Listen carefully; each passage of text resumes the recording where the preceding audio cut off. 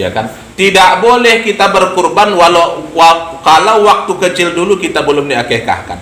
Kita sadari aja Pak, dulu jangankan untuk mengakekah kita, makan aja susah Pak.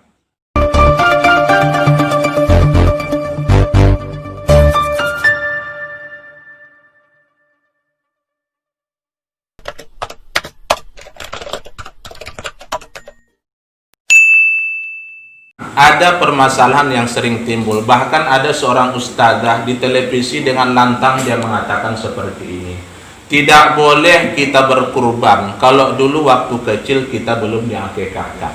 Itu ada ustadzah itu di televisi dengan lantang dia sampaikan, sehingga menjadi pertanyaan di tengah-tengah masyarakat, khususnya kaum ibu. Karena jujur aja Pak, ini memang sasaran kurban ini yang paling pas ini sama bapak-bapak, cuma yang sering pengajian itu adalah ibu-ibu. Tapi alhamdulillah ahli bait pada malam hari ini momennya tepat, karena tidak beberapa lama lagi kita akan memasuki bulan Dzulhijjah atau pelaksanaan ibadah kurban. Betulkah pendapat tersebut? Ya kan?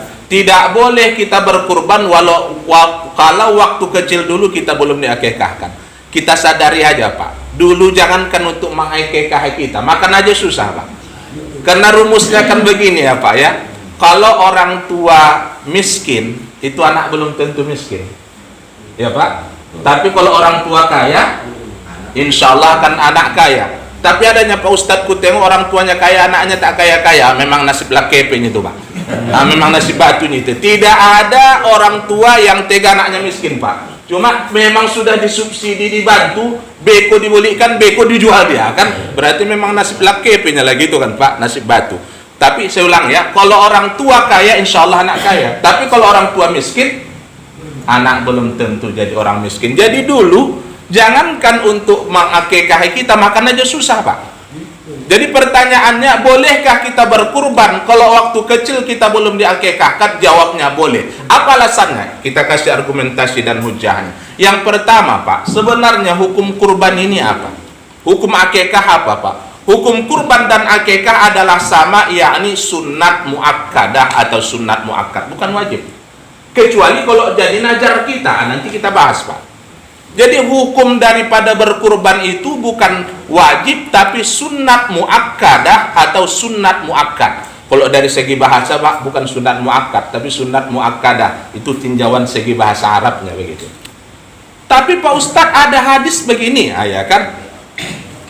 Mangkana lahu sa'atun falam yudhi fala yaqribanna musallana. Ini banyak ini kena kita. Kalau seandainya ini kita pahami, siapa yang mempunyai keluasan rezeki, maka dia tidak mau berkurban, maka janganlah dia mendekati tempat sholat kami. Gawat kan Pak?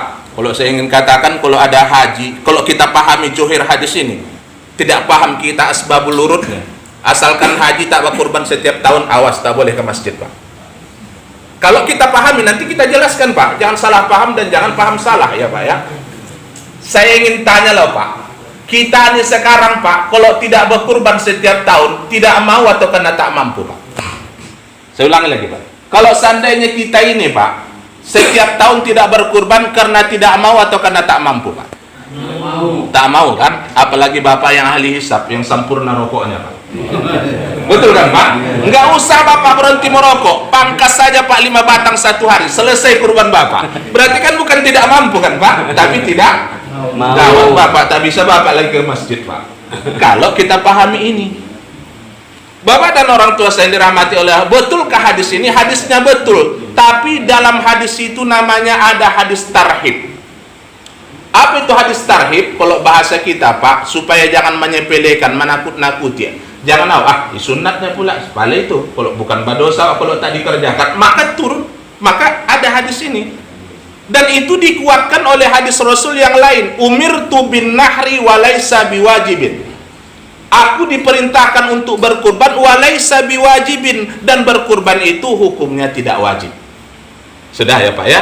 Jadi boleh kita berkurban kalau waktu kecil dulu kita belum diakekah, dengan alasan yang pertama, kurban hukumnya sunat, kekah juga hukumnya sunat. Satu. Yang kedua Pak, kembali kita kepada rumus daripada kurban dan akekah. Akekah itu tanggung jawab siapa Pak?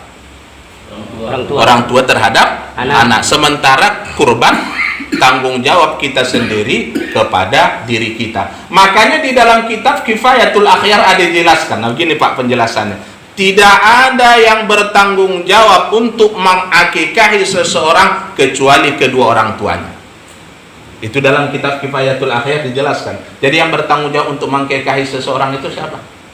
Orang tuanya. Walaupun, ini ya Pak, coba dipahami Pak. Walaupun ada memang pendapat pendapat ulama, bukan sebagian, nggak sampai sebagian Pak. Memang ada pendapat ulama yang menjelaskan begini, boleh kita mengakikahi diri kita sendiri. Memang ada pendapat itu.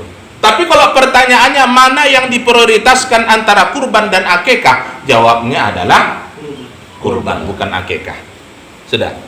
Yang selanjutnya yang ketiga, ini Pak pahami juga Pak ungkapan ini ya, dijelaskan Pak. Ketika kita menyembelih hewan kurban kita, ya, maka gugurlah sembelihan-sembelihan sebelumnya yang belum kita lakukan. Saya ulang ya Pak ya.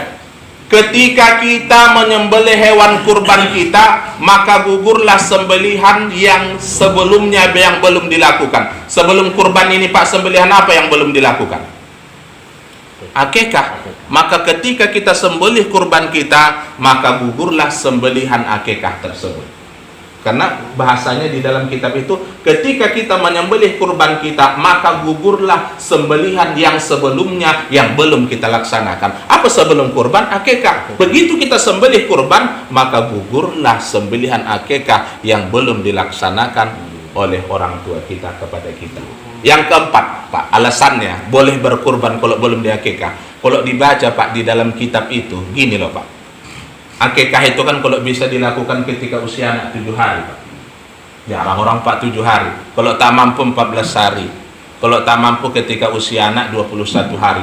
Kalau tidak mampu, ya sebelum anak akil baligh. Kalau belum mampu selagi anak masih dalam tanggungan kita. Seperti itulah penjelasan di dalam kitab tentang pelaksanaan ibadah akikah. Nah, jadi bisa lebih dipahami ya Pak ya. Nah, jadi kalau andai kata ada orang mengatakan tidak boleh berkurban kalau belum diakikahi, terbantahkan dengan 4 alasan.